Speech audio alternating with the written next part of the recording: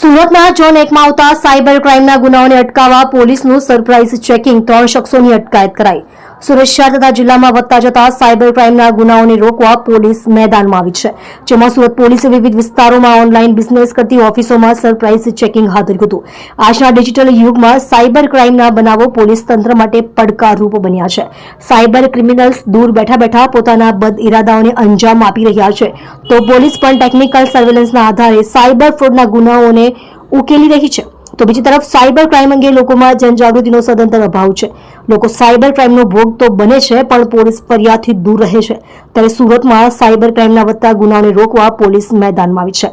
સુરત પોલીસની ઝોન 1ની સરથાણા, કાપોદ્રા, પૂર્ણા, વરાછા અને સારોલી પોલીસની ટીમ દ્વારા શહેરના વિવિધ વિસ્તારોમાં તપાસ હાથ ધરવામાં આવી હતી, જેમાં સરથાણા અને યોગી ચોક વિસ્તારમાં આવેલા શોપિંગ મોલમાં ઓનલાઈન બિઝનેસ કરતી ઓફિસોમાં પોલીસ દ્વારા સરપ્રાઇઝ ચેકિંગ હાથ ધરાયું હતું. જ્યારે સાયબર ક્રાઇમની પ્રવૃત્તિ તેમજ ડુપ્લિકેશન થાય છે કે કેમ તે અંગે તપાસ કરવામાં આવી હતી. ત્યારે યોગી ચોકના પવિત્રા પોઈન્ટમાંથી પોલીસને ગેરકાયદેસર પ્રવૃત્તિ મળી આવી હતી. પોલીસ તપાસ દરમિયાન એક ઓફિસમાંથી 400 જેટલા ખરીદી કાર્ડ તેમજ 20 જેટલા બેંક એકાઉન્ટ્સ ધરાવતા 3 લોકો મળી આવ્યા હતા. ત્યારે હાલ તો પોલીસે તમામ મુદ્દામાલ જપ્ત કરી 3 શખ્સોની પૂછપરછ હાથ ધરી છે.